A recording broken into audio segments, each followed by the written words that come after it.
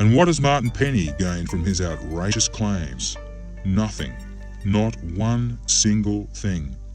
Not one journalist has bothered to check. Because Penny withdrew his claim against Pastor Leo, Penny must cover his own legal costs. He has brought severe financial strain upon himself and his family. Despite the mountain of evidence against Martin Penny, Pastor Leo has chosen not to sue for defamation. Sue would surely bury this man in his own evil. Pastor Leo does not wish for any further disgrace to be brought upon Martin Penny and his family. Sue for defamation would have this effect. And now, regarding a family consumed by greed.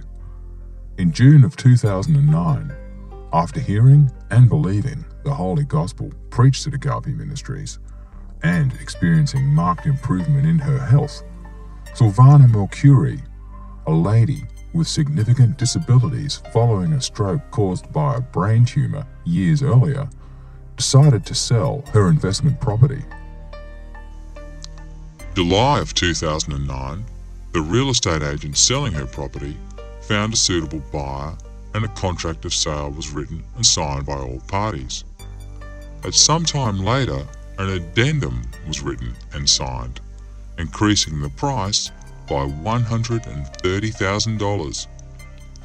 Late September 2009, the property settlement was executed and registered with the South Australia Lands and Titles Office at the lower price, excluding the $130,000 increase. Stamp duty was paid at the lesser rate. If capital gains tax was levied, it would have also been on the lesser amount. If Centrelink assessments were impacted, again, it's most likely it would have been at the lower rate. Silvana Mercuri and her family met with Pastor Leo, and they insisted on making a love offering on behalf of Silvana to the church. This was done out of their gratitude for her health improvements. When Pastor Leo expressed concerns about Silvana being able to afford this offering, her sister Teresa implored him to accept it. She assured him, saying that she personally was in a strong financial position and could help Silvana if required. Teresa explained that she was receiving income from her 8 investment properties, so there was no problems. Pastor Leo reluctantly accepted a check payable to AMI, but did not bank it for another 4 weeks. He wanted to absolutely make sure the Mercuri family remained committed to giving the love offering on behalf of Silvana. In October 2009, court documents show that Silvana Mercuri's family, supposedly on her behalf, enlisted the services of a lawyer to pursue Pastor Leo. It seems that they wanted to bring a civil case against Pastor Leo to recoup a donation made to the church.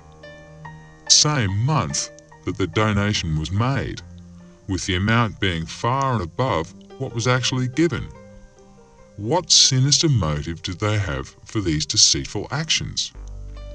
Turns out the Mercuri family retained the services of the same lawyer as police informant Martin Penny, with the civil claim documents submitted being similar for both parties.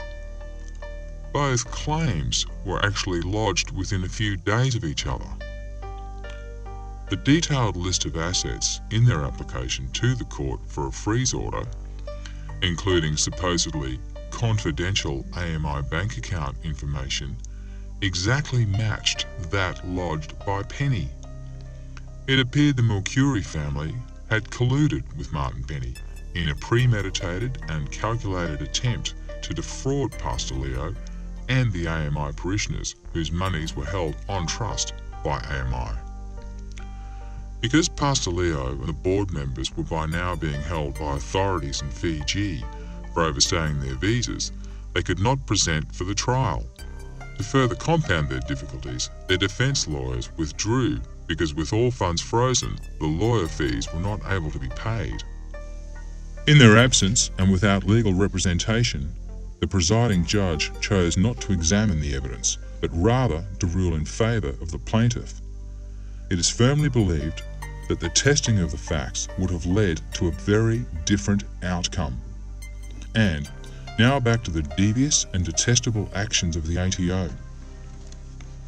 Having operated for 10 years under legislation excusing charities and religious institutions, AMI was not required to pay tax. Without regard for due process, AMI's charity status was revoked by blind and greedy ATO staff. The onslaught began.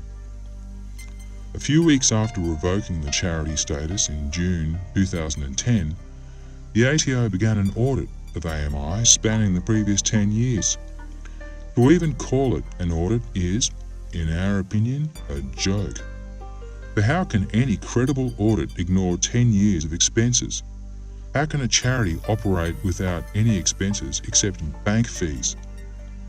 As 8 different attacks were launched, outrageous assessment notice for the previous 10 years, including penalties, were issued. Garnishee orders and applications to the court for freeze orders over and above the civil claim orders were sought. Highly questionable information was presented to the court to improve their chances of success. Key information was withheld and replaced with misleading information.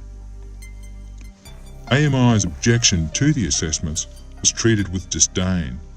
ATO internal audit officers collaborated with the objection reviewer. Unsurprisingly, the objection was not upheld by the ATO.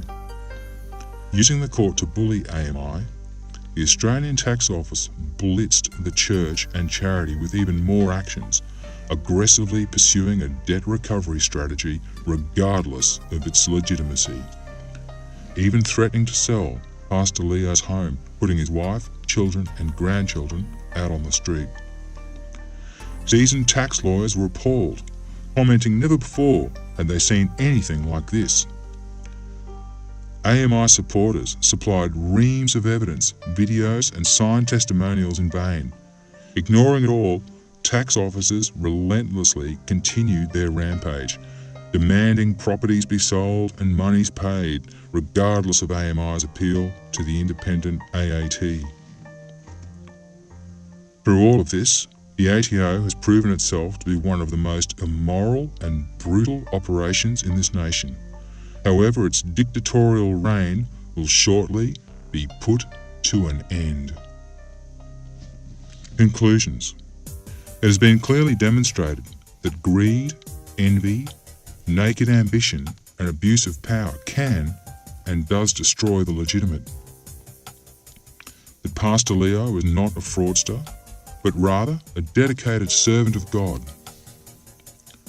Possession of illegal and high-powered firearms was a spite-filled fabrication, and that Penny, teamed with others motivated by the same evil intentions, was behind the foul stories and so much more.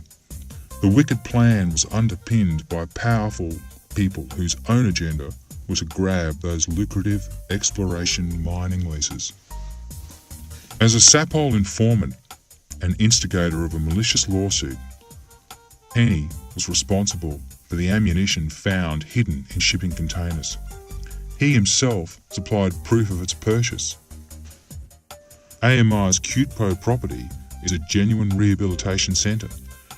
Shooting ranges and fortified militia-style complexes were the wild thoughts of those seeking to destroy AMI. AMI is a genuine religious institution. It continues to attract support from upright citizens, many of whom have been involved since its inception. Numerous signed testimonies and videos dating back to 1993 witness to this Christian church and charity. Frenzied attacks by the media were not based on credible witnesses or substantiated evidence. Their stubborn refusal to report the facts, which were later brought to light, demonstrate a carelessness towards the truth that should alarm all Australians. Sapole and the ATO allowed themselves to be used by secretive and powerful people intent upon the destruction of AMI and everyone associated. There was and is no evidence of fraud or illegal activity by AMI or its board members for one simple reason. It was all a fabrication fueled by jealousy ambition, and greed. End of story. Or it would have been if the government authorities had acted with integrity and professionalism. Instead, they called good evil and evil good. However, the truth will set you free. Thank you for taking the time to search for the truth, and God bless you.